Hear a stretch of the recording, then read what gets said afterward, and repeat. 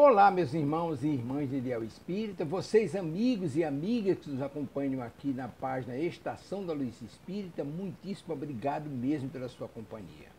A nossa página Estação da Luz Espírita não tem fins lucrativos, o objetivo é a divulgação da doutrina espírita. E é por isso que nós reunimos aqui esta sede de matérias espíritas para que possa atender às suas necessidades, estudo, lazer, pesquisa. Você encontra aqui na nossa página Estação da Luz Espírita os livros da codificação, obras suplementares, entrevistas, palestras e os programas da Web Rádio Estação da Luz de Natal e Web Rádio Cristo Consolador de São Paulo. Ou seja, um acervo que atenda às suas necessidades, sem fins lucrativos. O objetivo é a divulgação da doutrina espírita. E agora eu convido você para nos acompanhar na reprodução de mais esse trabalho imperdível. Muito obrigado mesmo pela sua companhia e vamos juntos.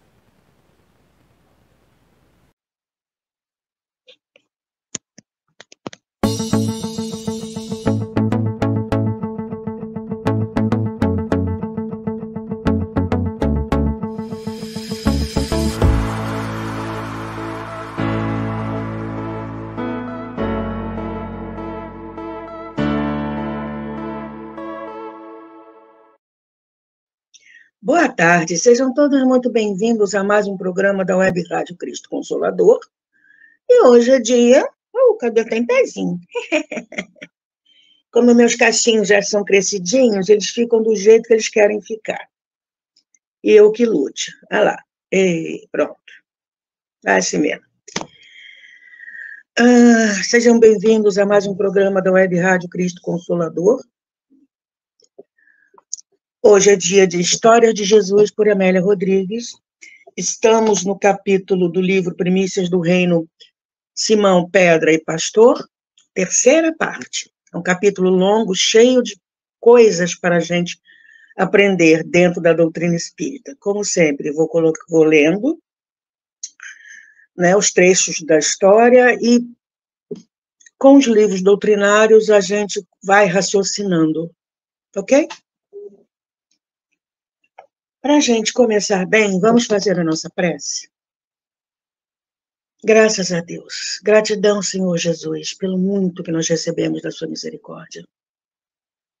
Gratidão, Senhor, por ter estado entre nós e continuar conosco. Gratidão, Maria, mãe, amiga, confidente e conselheira. Gratidão pelo muito que nós recebemos, mãe. Que a gente possa também atender a sua orientação na boda de Caná, fazer tudo aquilo que seu filho nos manda fazer. Mas nós estamos ainda aprendendo a caminhar, mãe, nos pegue pelas mãos, nos leve até seu filho. Gratidão, gratidão por tudo, mãe. Gratidão aos benfeitores espirituais que nos acolhem e nos orientam, nos fortalecem há séculos. Gratidão a Amélia Rodrigues por ter nos trazido mais um pouco de histórias sobre Jesus.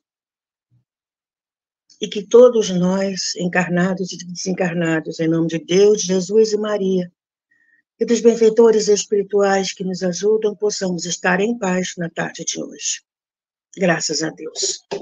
Pergunta número 1. Como você está se sentindo hoje? Pergunta número 2. A água está por aí? Daqui a pouquinho. Vamos lá. Nós paramos, porque esse capítulo é muito interessante, que Dona Amélia vem pontuando lembranças de Pedro, de quando Jesus ainda estava encarnado, Jesus encarnou, não reencarnou, espírito puro, veio aqui só por missão, acabou, foi embora, 33 anos, deu, tudo tinha que fazer, ele já fez, então não reencarnou aqui. Ele é co-criador do planeta, então, né, também não teve corpo fluídico, não. É corpo de carne, que nem o nosso. Senão seria faço o que eu digo, mas não faço o que eu faço, né? E ela vai pontuando, então, as lembranças de Pedro, quando Jesus estava encarnado, depois. E nós vimos na semana anterior justamente o trecho em que Jesus foi julgado e tinha avisado ao Pedro: você vai, antes que o galo cante, você vai me negar 3 vezes. Sim, não vou, não vou. Não deu outra. E vemos também que o galo não é galo. Os judeus não podiam criar galos. Galinha. Esse bicho. Era a trombeta do quartel que ficava próximo e indicava a mudança da guarda. Nós vimos sobre a... Aqui, cadê? A fraqueza de Pedro. E Jesus estava depois... Foi uma frase assim, muito interessante. E estas 3 indagações não seriam, por acaso, para aprofundar nos painéis da sua mente os vínculos do seu dever? Pois é. Porque João ia ficar. Mas ele, Pedro, como ele falou, alguém vai pegar você, vai fazer isso aqui, vai te levar para onde você não quer ir. Mas ele sentiu que uma poderosa, estranha força emanando de Jesus o dominava. E aí, ele teve um flash de entendimento. Subitamente compreendeu tudo quanto antes não entendera. Doçura e meiguice infiltravam no seu ânimo. De compleição moral severa, sentia-se enérgico e terno. Naquele instante, tudo faria por manter-se assim. Nós paramos aqui, né? Aí, Dona Amélia Rodrigues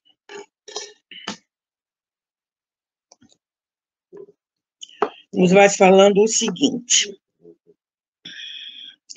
Na mente em festa, ou seja, Simão se lembrando, desfilaram aqueles quase 3 anos de convívio.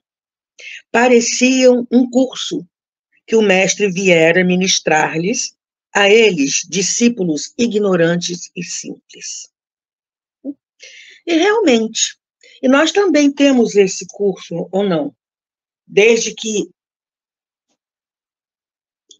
o Consolador Prometido foi codificado por Kardec, nós temos esse curso. E no livro Palavras de Vida Eterna, no capítulo 118, Emmanuel nos coloca para pensar como é que nós estamos em relação aos ensinamentos de Jesus.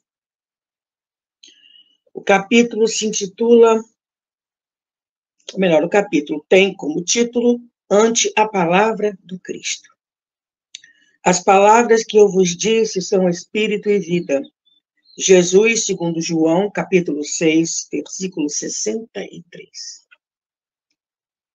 Em todos os tempos surgem no mundo grandes espíritos que manejam a palavra, impressionando multidões. Entretanto, falam em âmbito circunscrito, ainda quando se façam ouvidos em vários continentes. Dante define uma época. Camões exalta uma raça. Shakespeare configura as experiências de um povo. Voltaire exprime determinada transformação social. A palavra de Jesus, no entanto, transcende lavores artísticos, joias literárias, plataformas políticas, postulados filosóficos, fórmulas estanques. Dirige-se a todas as criaturas da Terra, com absoluta oportunidade, estejam elas nesse ou naquele campo de evolução. É por isso que a doutrina espírita a reflete, não por mera reforma dos conceitos superficiais do movimento religioso, à maneira de quem desmontasse antigo prédio para dar disposição diferente aos materiais que o integram, em novo edifício destinado a simples efeitos exteriores. Os ensinamentos do mestre, nos princípios espíritas cristãos, constituem sistema renovador, indicação de caminho, roteiro de ação, diretriz no aperfeiçoamento de cada ser. Quando os manuseis, ou seja, a gente começa a ler, estudar, não te julgues assim, apenas como quem se vê à frente de um espetáculo de beleza, junto do qual devas tão somente chorar, seja nutrindo a fonte da própria emotividade ou penitenciando-te quanto aos próprios erros. Além das lágrimas, aprendamos igualmente a pensar, a purificar-nos, a reerguer-nos e servir. A necessidade da alma é semelhante à sede ou à fome, ao desajuste moral ou à moléstia, que são iguais em qualquer clima. A lição do Cristo é também comparável à fonte e ao pão, ao fator equilibrante e ao medicamento, que são fundamentalmente os mesmos em toda parte. No trato, pois, de nós ou dos outros, é forçoso não olvidar que o próprio Senhor nos avisou de que as suas palavras são espírito e vida. Continuando aqui. E nos últimos dias em que parecia ausente e o sentiam poderosamente presente, significavam um adestramento intensivo para a lavoura de comunhão com os homens. Continuando do livro Pelos Caminhos de Jesus, ainda em cima desse raciocínio de Pedro, na introdução desse livro que a gente já conversou, bem lá para trás, pelos caminhos de Jesus, para todas as direções existem caminhos. Há curtos caminhos que conduzem à loucura e ao suicídio, ao crime e ao desespero.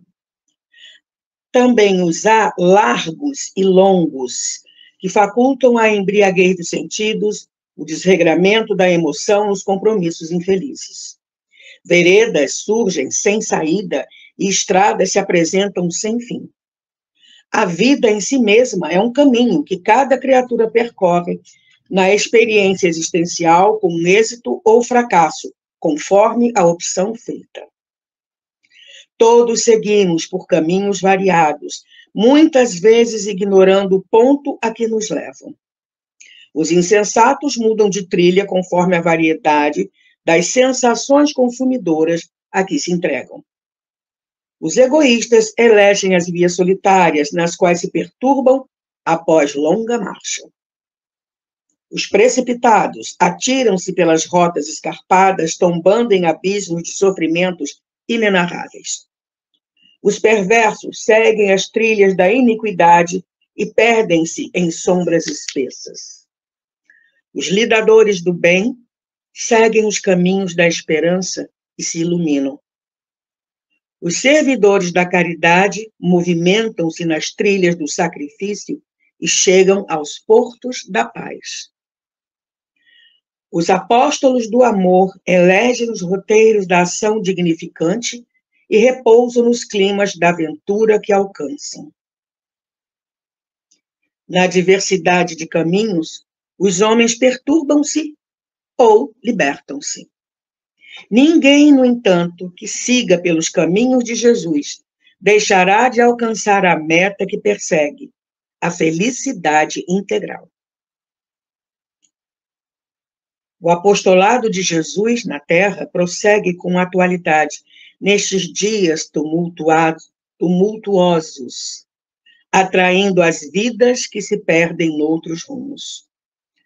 Pavimentando com a humildade e a renúncia, dá segurança, pavimentado com a humildade e a renúncia, dá segurança proporcionando alegria e bem-estar.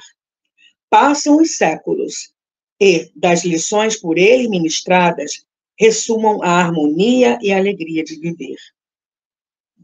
necessário parar na desabalada corrida da falta de tempo para revisar, reconsiderar, repensar Jesus.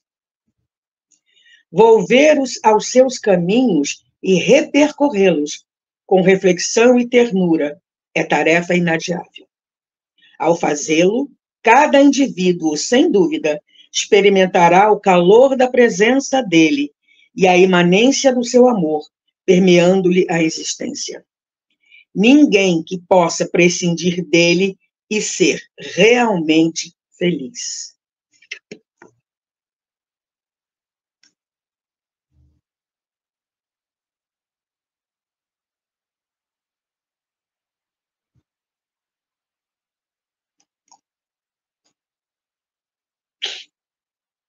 Continuando.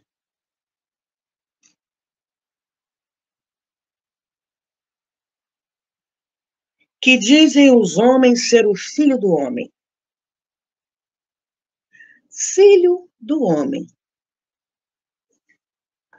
Vou recorrer aqui, primeiro, a uma anotação, uma definição que eu descobri sobre ele. Aquele que cumpre na sua integridade a fidelidade a Deus, sendo, portanto, o filho do homem, modelo que se mantém fiel onde outros falharam, demonstrando, ao mesmo tempo, a natureza dessa fidelidade e os resultados que dela decorrem. Além disso, agora vamos aqui para o computador.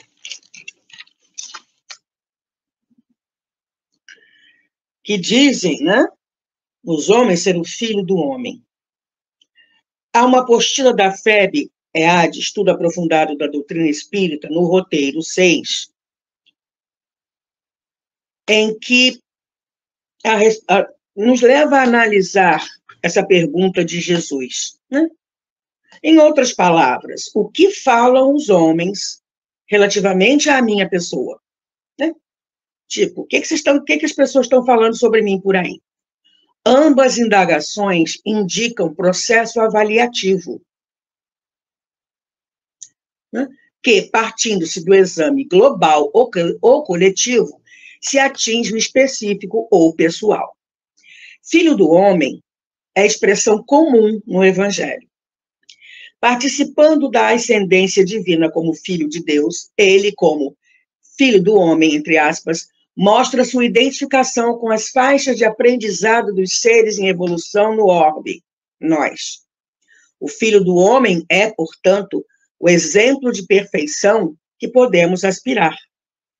O homem por excelência que, amadurecendo seus potenciais, penetra nas linhas sutis de assimilação das revelações espirituais superiores. Trata-se de alguém ajustado à sintonia ideal do eterno bem, que, pela utilização dos conteúdos existentes no seu superconsciente, liga-se diretamente às fontes inesgotáveis da vida maior. Deus, no caso. É espírito portador de evolução humana completa, caracterizada pela angelitude, espírito puro, está lá na escala espírita. Dessa forma, abre aspas, filhos do homem, fecha aspas, é aquele que nasce, cresce e se evidencia pela capacidade de transformação de si mesmo sob a tutela amorável de Deus. Por isso que Jesus se definiu como filho do homem. Porque ele conhecia sabe ainda, né? Das nossas dificuldades e dos nossos potenciais. E falou para que a gente entendesse, penetra nas linhas sutis de assimilação das revelações espirituais superiores. Está sintonizado com Deus, Kardec o define como, se Jesus foi médium de alguém, foi médium de Deus. Ponto. Médium no sentido de intermediário, tá? Ele conseguiu, mostrou para a gente que é possível a gente chegar ao ponto que ele chegou, tá? E no livro Na Seara do Mestre, nós temos: quem dizeis vós que eu sou? Vinícius. A pergunta que nos serve de epígrafe, dirigida por Jesus aos seus discípulos, Pedro, iluminado pelas luzes do alto, assim respondeu: Tu és o Cristo, filho do Deus vivo.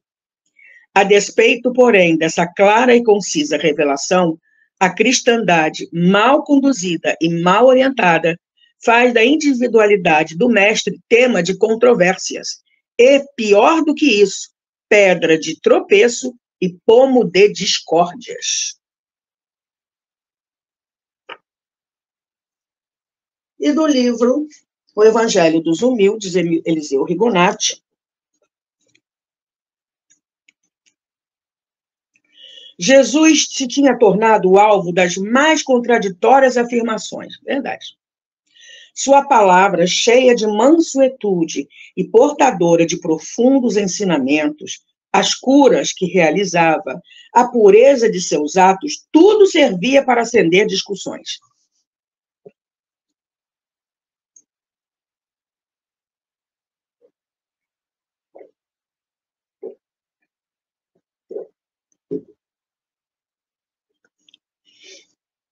Desejando desfazer as dúvidas que seus discípulos, porventura, ainda alimentavam ao seu respeito, faz-lhes a pergunta para, em seguida, esclarecê-los. E aí, a resposta foi muito interessante dos discípulos. Vamos voltar aqui para Amélia Rodrigues. A resposta deles foi muito interessante. Dizem uns que tu és João Batista. Responderam com segurança. Outros afirmam que és Elias. E outros Jeremias, ou algum dos profetas. Gente, reencarnados. Como ela colocou aqui. Algum dos profetas reencarnado. Voltamos na apostila aqui da FEB. Esse texto evidencia que a ideia da reencarnação era corrente à época. Faltava, no entanto, um maior entendimento dos seus processos.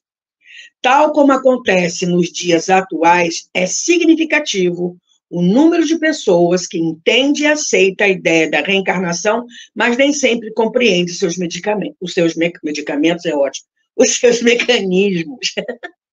E aí nós somos remetidos ao Evangelho segundo o Espiritismo, que fala, né, que a reencarnação fazia parte dos dogmas dos judeus, mas sob o nome de ressurreição. Eles acreditavam que o homem que vivera poderia viver, mas sem saber mais ou menos como. Então, diziam ressurreição, o que o Espiritismo chama de reencarnação. A ciência mostra que é impossível um corpo morto, já comido pelas minhocas, tudo, os átomos já terem todos se desfeitos por aí, voltar. Né? Os átomos, os elementos desse corpo já se acham desde muito tempo dispersos e absorvidos. Se, portanto, a crença deles, João Batista é Elias, o corpo de João Batista não poderia ser o de Elias, pois que João fora visto criança e seus pais eram conhecidos. João, pois, poderia ser Elias reencarnado, porém não ressuscitado. Uma passagem que tem, que fala, esse mesmo, quando Jesus fala, esse mesmo é Elias. É Elias. Voltou, né? Ok. Mas Jesus continua insistindo. Depois dessa resposta que eles deram, Jesus insiste. E tu, que dizes que eu sou? E aí, deixa eu achar aqui.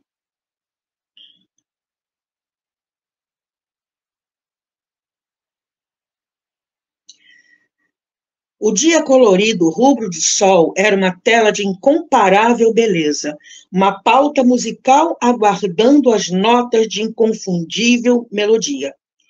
Eu afirmo que tu és o Cristo, o Filho de Deus vivo.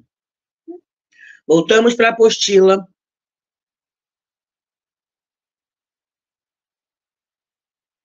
Tá. da fé. Nós vimos no texto anterior que a multidão emite opiniões diversificadas a respeito de pessoas.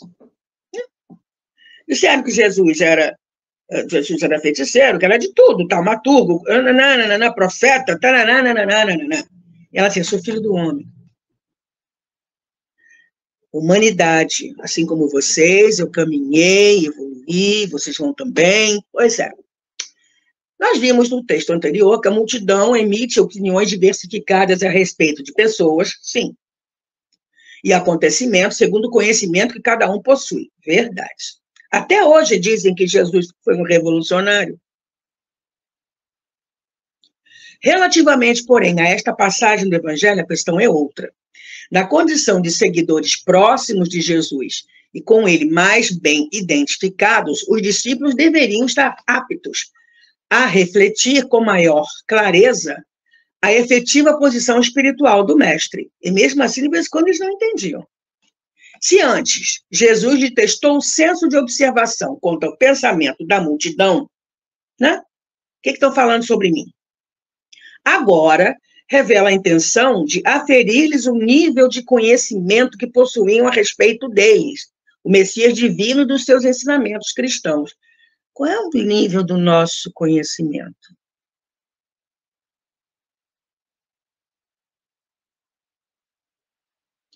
A resposta proferida por Pedro à indagação de Jesus é sublime, refletindo divina inspiração.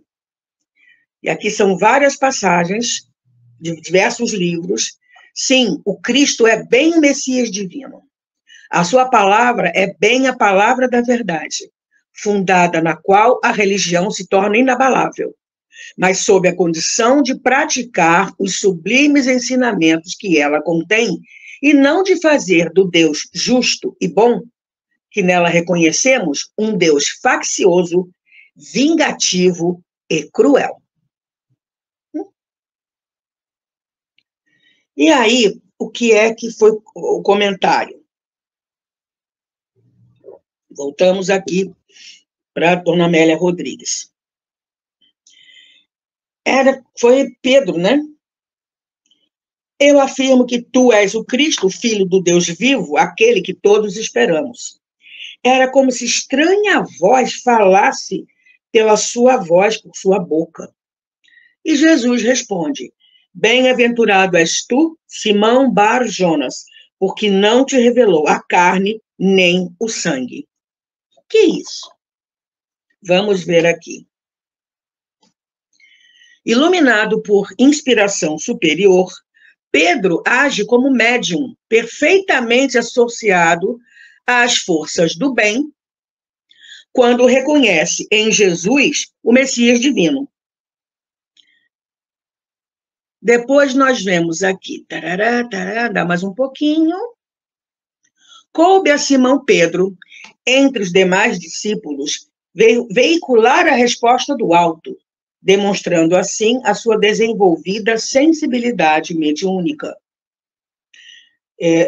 Depois que Jesus encarnou e que Pedro foi fazer pregações por aí, as pessoas deitavam os doentes na rua para que pelo menos a sombra de Pedro passasse sobre eles, para que eles ficassem curados. Tu és o Cristo, Filho de Deus vivo. Reflete essa elevada intuição. A resposta revela a sublimidade e a grandeza do Mestre. Por ele, Jesus, a misericórdia e a majestade de Deus se dinamizam no Filho, nos ajudando a compreender o Criador como Pai incansável e operante na extensão do universo. A inspiração mediúnica de Pedro nos leva a ponderar quanto à necessidade de estarmos atentos às indagações que nos chegam e, principalmente, em saber respondê-las de forma direta e objetiva.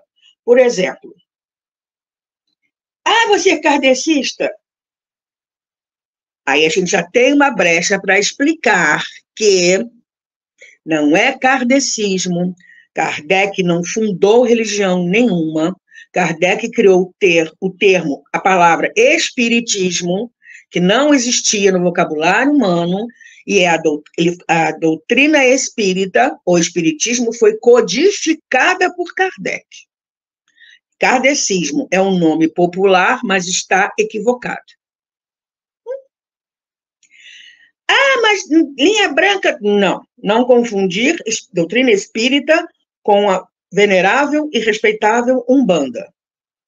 Doutrina espírita surgiu na França em 1857 e a Umbanda nasceu em Niterói em 1916. É a mesma coisa?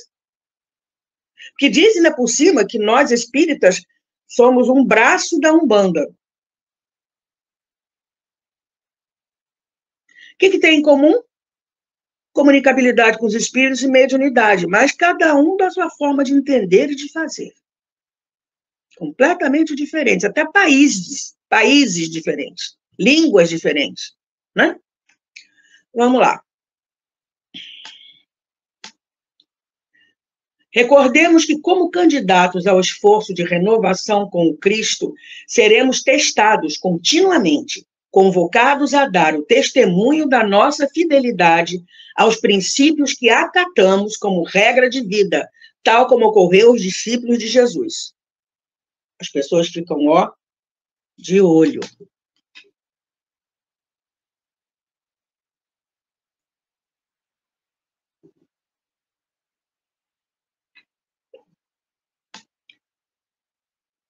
E Jesus respondeu: bem-aventurado és tu, Simão Bar-Jonas, porque não foi carne nem sangue quem tu revelou, mas meu Pai que está nos céus. Simão Bar-Jonas significa filho de Jonas, tá? A frase, porque não foi carne e sangue quem tu revelou, mas meu Pai que está nos céus, indica que somente quem atingiu este piso evolutivo consegue captar padrões de ordem transcendente. Entretanto, tais valores nos chegam continuamente do alto, na forma de esclarecimentos e vibrações geradoras de segurança, equilíbrio e paz. Quantas intuições nós recebemos, gente? A gente dá ouvidos? A gente quebra a cara quando não dá ouvidos, não é não? Pois é. Significa também dizer que a inspiração superior não está na dependência, entre aspas, da carne e sangue, mas nos mecanismos impalpáveis da intuição e outras percepções psíquicas.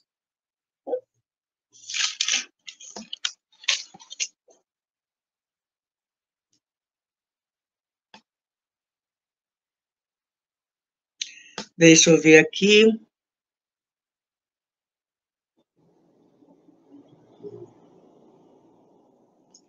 Jesus continua a falar com Pedro. Eu te digo, Pedro, sobre esta pedra, esta verdade, verdade que acabas de proclamar. Eu erguerei a minha igreja, a igreja da verdade e da revelação do mundo invisível, porque não foste tu a falar, mas o Pai que está nos céus. E as forças do mal não prevalecerão contra ela, porque é a igreja da informação da verdade revelada. Ele falara com o sopro do Pai, fizera-se medianeiro do Altíssimo. Os companheiros citaram-no comovidos, e mesmo a balsamina singela do campo desatou aroma, balsamizando o ar. Voltamos na apostila aqui da FEB.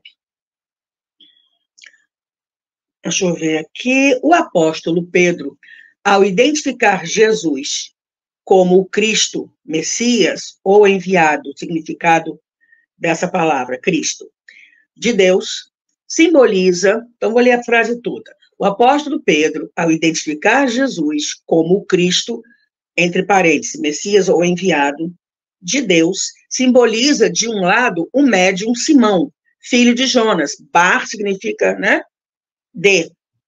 Filho de Jonas, mas, por outro, faz emergir Pedro, a nova personalidade que deverá alicerçar a edificação do templo de Deus vivo. É importante destacar, olha só, que a frase, tu és Pedro, e sobre esta pedra edificarei a minha igreja. Gente, igreja significa também assembleia, reunião. reflete que a construção do cristianismo não está assentada na pessoa de Simão Pedro, propriamente dita, como faz crer algumas interpretações religiosas cristãs, mas na pedra, no sentido de revelação ou de fundamento espiritual, que não se ergue da falibilidade dos conceitos humanos, mas da fé raciocinada, alicerce dos planos imortais da própria revelação de Jesus. E aí, andando mais um pouquinho, a palavra igreja, citada na afirmativa, edificarei minha igreja, nada tem a ver com templos de pedra, nem com organização teológica. Traz o sentido de congregação dos ensinamentos do Cristo, interpretados em espírito e verdade, concretizado nas manifestações de amor ao próximo. A, entre aspas, igreja de Jesus deve refletir a luz dos seus ensinamentos, que cresce em eficiência, olha, verbo indicação, à medida que cada um se conscientize dos postulados do evangelho e os coloque em prática. Essa é a parte mais difícil. Porque você pode falar que conhece a doutrina, bonitinho, direitinho, mas, né, o próprio Paulo falava que o bem que ele queria fazer, ele não fazia, mas o mal que ele não queria mais fazer, é o que ele mais fazia. Paulo apóstolo. E nós? Nós ainda estamos caminhando nisso. Então, a gente tem que colocar... A Meimei tem, se não me engano, a Meimei tem uma mensagem muito linda, com uma história muito linda, que o Espírito recomenda.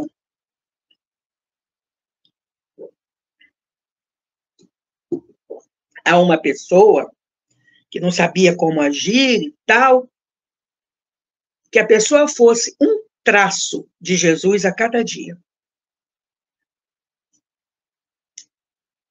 Na rua, em casa, com os familiares, no trabalho, com os vizinhos, um traço de Jesus a cada dia. Vamos continuando aqui. Voltamos aqui para a dona Amélia Rodrigues, quando ela nos fala assim: logo depois, acoimado por súbito receio quanto aos padecimentos que o amigo sofreria, causou constrangimento a Jesus, a ponto de ele exortar: afasta-te de mim, Satanás, que me escandalizas. Não compreendes as coisas de Deus e temes pensando nas humanas. Eita! Jesus, de vez em quando, puxava as orelhas. Então, vamos lá. Deixa eu ver se eu vou retomar aqui. Agora aqui nos livros mesmo. O Evangelho dos Humildes. Página 157.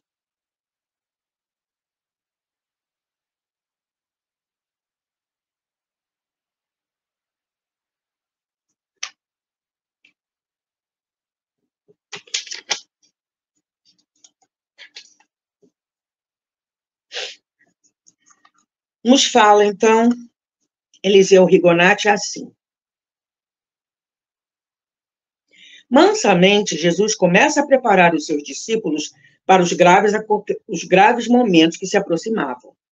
Jesus sabia o que ia acontecer pela clarividência. Gente, tem uma diferença entre vidência e clarividência. Vidência aqui, agora, ou pouca coisa, de acordo com o que o Espírito quer te mostrar ao médium. Clarividência vai além do espaço e tempo. Não se prende a espaço e tempo. Jesus sabia o que ia acontecer pela clarividência que possuía em alto grau. Embora sem a clareza com que Jesus percebia os acontecimentos futuros, Há indivíduos que conseguem predizer, né? São os médiuns clarividentes. E essa é uma faculdade mediúnica muito rara. E aí, ele coloca 2 versículos assim. E tomando Pedro de parte, em cá Jesus, começou a increpá-lo, dizendo: Deus não permita, Senhor, não sucederá isto contigo. Ele, voltando-se para Pedro, lhe disse: tira-te diante de mim, Satanás, que me serve de escândalo, porque não tens gosto das coisas que são de Deus, mas das que são dos homens. E aí? O que a gente tira para a gente? Diante das provas pelas quais teremos de passar, algumas bem rudes, nunca nos falta quem nos queira desviar delas. É preciso bom ânimo para repelir os conselhos que nos fariam fracassar espiritualmente, e muita vigilância para não darmos ouvidos a tentações que podem vir por meio de pessoas que nos são queridas.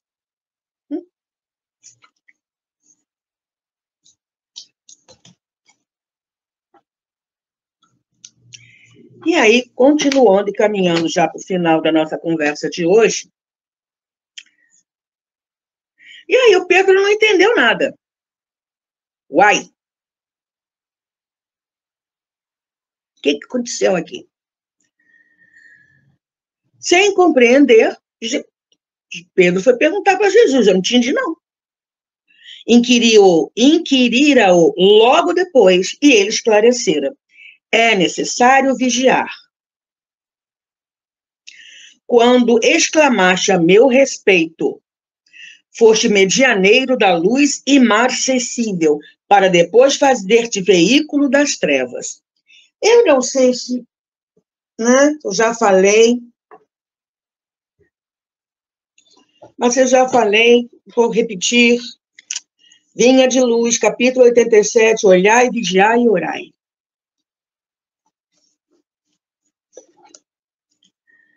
Olhai, vigiai e orai, porque não sabeis quando chegará o tempo. Jesus, segundo Marcos, capítulo 13, versículo 33. Marcos registra determinada fórmula de vigilância que revela a nossa necessidade de mobilizar todos os recursos de reflexão e análise. Muitas vezes referimos ao orai e vigiai, sem meditar-lhe a complexidade e a extensão. É indispensável guardar os caminhos, imprescindível se torna movimentar possibilidades na esfera do bem. Entretanto, essa atitude não dispensa a visão com entendimento. O imperativo colocado por Marcos, olhai, ao princípio da recomendação de Jesus, é de valor inestimável à perfeita interpretação do texto. É preciso olhar, isto é, examinar, ponderar, refletir, para que a vigilância não seja incompleta. Discernir é a primeira preocupação da sentinela.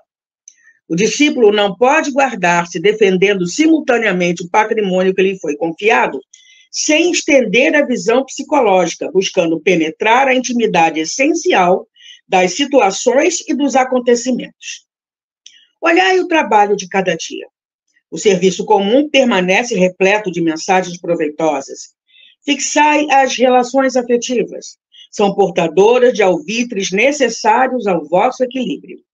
Fiscalizai as circunstâncias, observando as sugestões que vos lançam ao centro da alma. Na casa sentimental, reúnem-se as inteligências invisíveis que permutam impressões convosco em silêncio. Detende-vos na apreciação do dia. Seus campos constituídos de horas e minutos são repositórios de profundos ensinamentos e valiosas oportunidades. Olhai, refleti, ponderai. Depois disso, naturalmente, estareis prontos a vigiar e orar com proveito.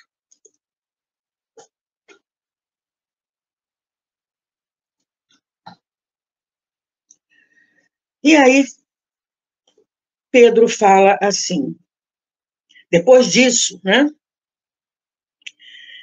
Pedro, compreender então a dualidade do bem e do mal, a incessante luta pela qual se afadigava o mestre.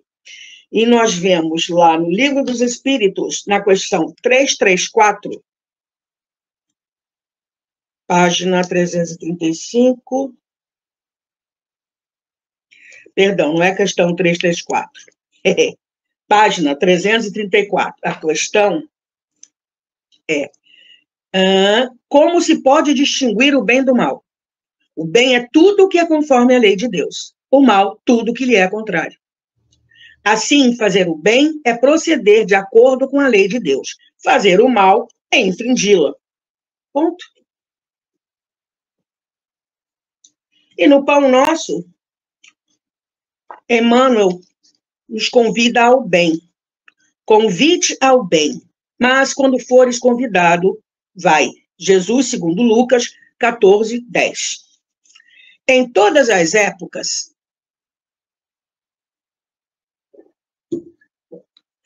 o bem constitui a fonte divina suscetível de fornecer-nos valores imortais. O homem de reflexão terá observado que todo o período infantil é conjunto de apelos ao sublime manancial. O convite sagrado é repetido anos a fio, vem por intermédio dos amorosos pais humanos, dos mentores escolares, da leitura salutar, do sentimento religioso dos amigos comuns. Entretanto, raras inteligências atingem a juventude de atenção fixa no chamamento elevado. Quase toda a gente ouve as requisições da natureza inferior, olvidando deveres preciosos. Os apelos, todavia, continuam. Aqui é um livro amigo, revelando a verdade em silêncio. Ali é um companheiro generoso que insiste em favor das realidades luminosas da vida. A rebeldia, porém, ainda mesmo em plena madureza do homem, costuma rir inconscientemente, passando, todavia, em marcha compulsória na direção dos desencantos naturais que lhe impõem mais equilibrados pensamentos. No Evangelho de Jesus, o convite ao bem reveste-se de claridades eternas. Atendendo-o, poderemos seguir ao encontro de nosso Pai sem hesitações. Se o clarim cristão já te alcançou os ouvidos, aceita-lhe as clarinadas sem vacilar. Não esperes pelo aguilhão da necessidade.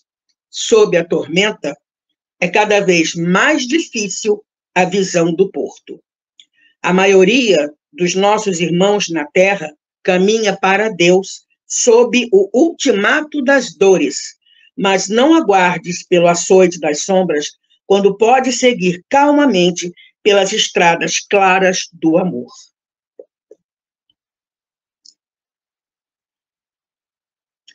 Vamos parar por aqui. Meu tempo esgotou. Semana que vem a gente termina esse capítulo.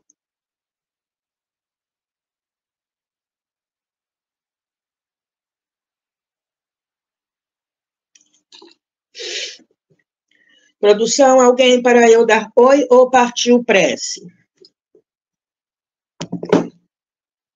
Vamos fazer a nossa prece, então. Gratidão, Senhor Jesus,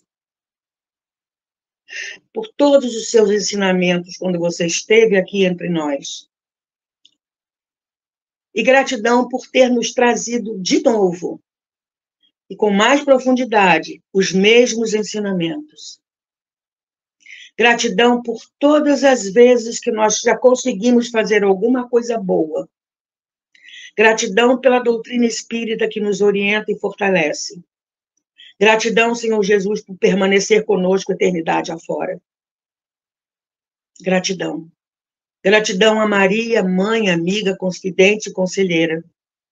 Nos ajude, mãe, nos pegue pelas mãos, nós que estamos começando a tentar ficar em pé. Espíritos infantis que ainda somos, e nos ajude, nos pegue pelas mãos, nos coloque na direção correta e nos ajude a caminhar na direção de seu filho, para que, caminhando na direção de seu filho, possamos chegar até Deus, nosso Pai. Gratidão aos benfeitores espirituais que nos envolvem, que nos sustentam sempre. Gratidão a Deus, acima de tudo, por cada oportunidade, em cada existência, de ficar em paz com a própria consciência, com as suas leis, meu Pai, construindo o seu reino dentro de nós e conquistando a própria felicidade. Graças a Deus. Que todos nós possamos, envoltos em todo este cuidado, permanecer em paz. Acabou meu tempo. Até domingo que vem, com o final desse capítulo, assim espero. Gratidão por ter estado aqui comigo. Fique bem. Tchau. Chegamos ao final da nossa atividade. Muitíssimo obrigado mesmo pela sua companhia e espero você no próximo evento.